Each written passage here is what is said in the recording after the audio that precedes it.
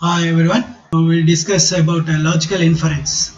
Inferring a given mathematical statement to know whether it is a valid statement or an invalid statement.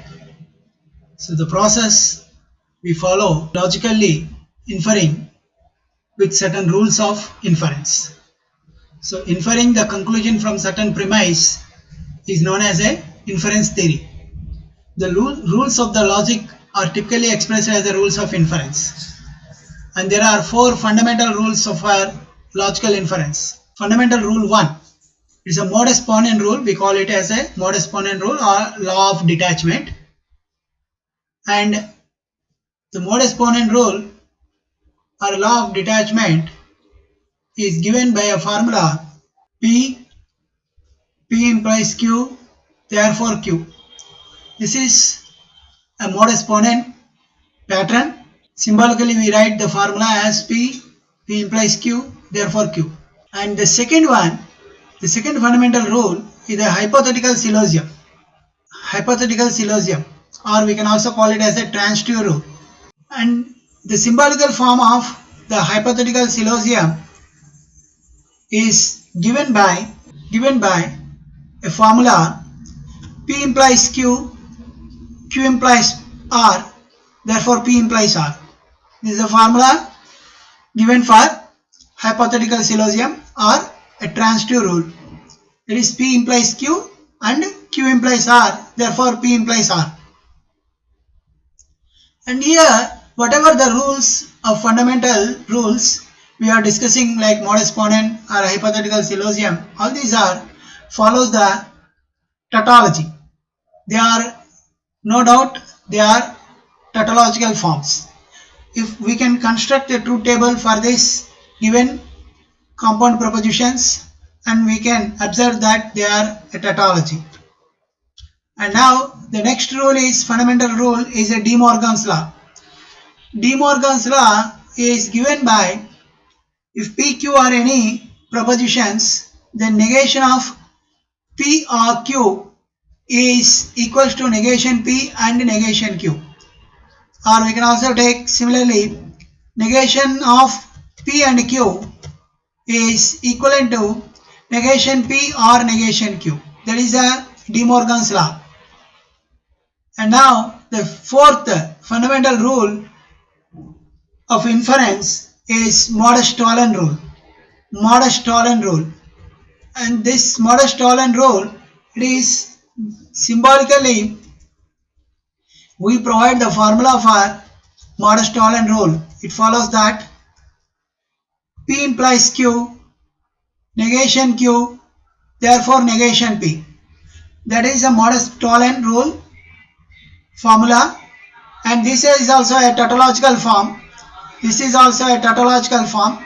There is a P. If you construct a truth table for P implies Q and negation Q, which implies negation P, that is a tautology. And the next one is a addition rule. P, therefore PRQ. P, therefore PRQ is a addition rule. And now the next rule of inference is simplification rule. Simplification rule is that P and Q, therefore P, or we can also write it as a Q.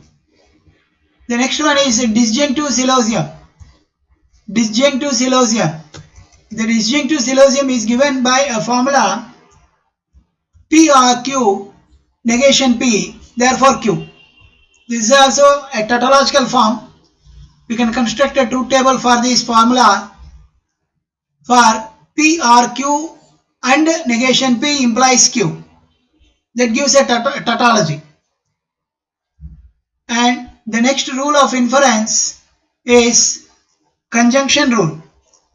Conjunction rule is that P, Q, therefore P and Q. That is a conjunction rule. That is a conjunction rule. And basing on these rules, we can infer the given mathematical statement, and any given mathematical statement follow the pattern of any given inference rules what we discussed earlier. then automatically we can say that the given statement is a valid statement. And we can understand the statement is a valid provided that conclusion is followed from the premise, the given premises. And we have to give a particular pattern for the given mathematical statement, and if that pattern follows any of the rules, inference rules, then we can say the statement is valid. So for example, here I have taken this statement: if it snows today, then university will close.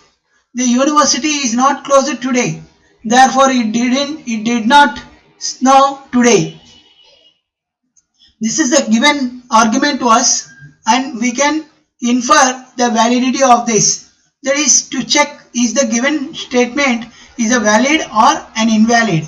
So for that, first of all, let us define the propositions P and Q from the given argument. I am defining P as it snows today, and Q, the university will close. So by defining this, let us provide the pattern for the given argument. It follows that P implies Q, negation Q, therefore negation P. Follows the pattern that P implies Q, negation Q, therefore negation P. And we can understand how I have written this pattern. So first sentence is that in the given argument, if it snows today, then university will close.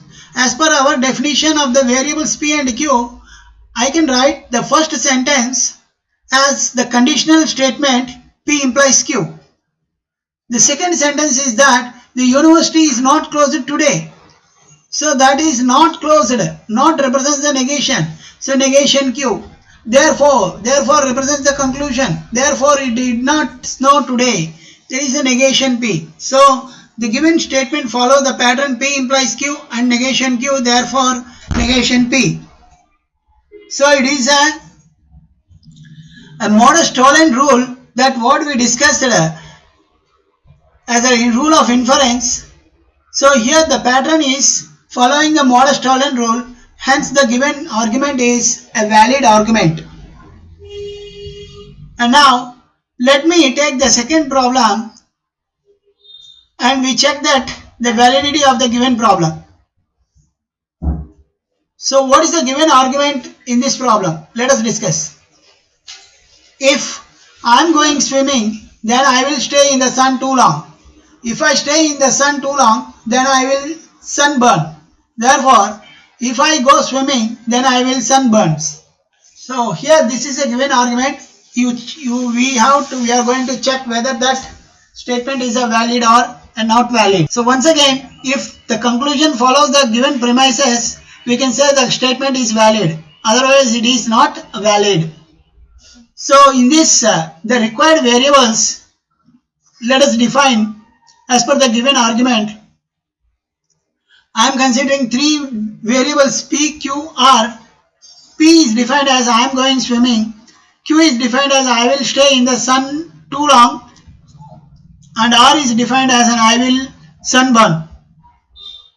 Then the pattern we can provide for the given statement as per the given argument, that P implies Q and Q implies R, therefore P implies R. So here we can observe that if I am going swimming, then I will stay in the sun too long. That is a conditional statement. As per the definition of P, Q, R, I can write that as P implies Q. And the second sentence is that if I stay in the sun too long, then I will sunburn. There is nothing but Q implies R. It is also a conditional statement. Therefore, that represents the conclusion. If I go swimming, then I will sunburn. That is also a conditional statement. As per the definition of P, Q, R, we can write that as a P implies R. So here this argument is following a hypothetical syllogism rule, so which is a valid inference rule. Hence the given argument is also a valid. Sometimes we can expect these kind of questions without giving that statement directly, the pattern will be provided with the certain propositions, and we can check whether the given pattern is a valid or not, and that can be done here. I am considering a problem for our understanding. So let me take this problem to check whether it is a valid or not. So the pattern provided for the given argument for this argument is R, negation R implies S implies negation T. Negation R or W. Negation P implies S. Negation W. So these are all the premises given to us, and they are asking therefore T implies P. Therefore T implies P. This is the conclusion given for this pattern. So this is a problem provided to us to check the validity, and we are going to verify is this pattern is a valid or not. And for this, let us go for considering a 2-column table, like putting the headings assertions and reasons. So the first step is that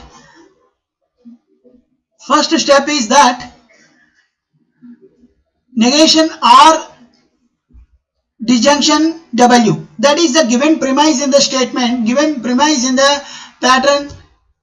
So I have written in the column of reasons as a premise. And the second one is that negation W. It is also a premise given in the pattern. So in the reasons column I have written premise. Now from these two, 1 and 2 steps, applying the disjunctive syllogism, we can get negation R. From the step 1 and 2, upon applying the disjunctive syllogism, we can have negation R. So the next step is that, let me consider one more premise given in the pattern, negation R implies S implies negation T. And S implies negation T, we can obtain in the next step with the help of a modus ponens, applying for the rules 3 and 4. So here 3 and 4, it is in the form of P implies Q, P therefore Q. So P implies Q, P, I can write conclusion as a Q. Q is nothing but here S implies negation T. So by applying modus ponens rule for 3 and 4, we can obtain S implies negation T. Okay. And now we have one more premise, that is negation P implies S. Negation P implies S is a one more premise we have, and this negation P implies S and S implies negation T, upon considering 5 and 6 steps and applying the transitive rule or hypothetical syllogism, we can write negation P implies negation T. So because negation P implies S as well as S implies negation T, from 6 and 5 we can have negation P implies negation T. And here the next step is that T implies P. T implies P. That is the last step. Because we have negation P implies negation T, and the contrapositive of that negation P implies negation T is nothing but T implies P. It is also valid. So by applying the contrapositive formula, I can write that negation P implies negation T as T implies P, which is the required conclusion of the given pattern. So we have obtained finally the conclusion is drawn from the given premises. So the given pattern is a valid pattern. And sometimes the statements may be not valid, that is they may be called as a falsies. So there are certain falsies we have, like affirming consequent, denying antecedent and non sequitur. These are the 3 different forms of the falsies, and the formula provided for each of these falsies are as follows. So the first one, affirming the consequent is given by the formula P implies Q, Q therefore P. And the second one, denying the antecedent is given by the formula P implies Q, negation P therefore negation Q. And the last one, the non sequitur, is given by the third one is given by P therefore Q. So these are the formulas provided for the falsies. Falsies are nothing but certain statements may not be valid. If the statement is not valid, it may also be a falsie. And let me give an example here. If the client is guilty, then he was at the scene of crime. the client was not guilty, hence the client is not at the scene of crime. And here let me define the required variables as per the given argument. So PQ I have defined. P is the client was guilty. Q is the client was at the scene of crime. So here upon defining these I can write the pattern as P implies Q, negation P, therefore negation Q. So that is if the client is guilty, then he was at the crime. So that is a conditional statement which represents P implies Q. And the client was not guilty. Client was not guilty is nothing but not represents the negation. So negation P. And therefore hence represents the conclusion. Hence the client was not at the scene of crime. Therefore negation Q. So here this given argument following the pattern of denying antecedent, which is a falsy. So the given argument is not valid. So it is a falsy.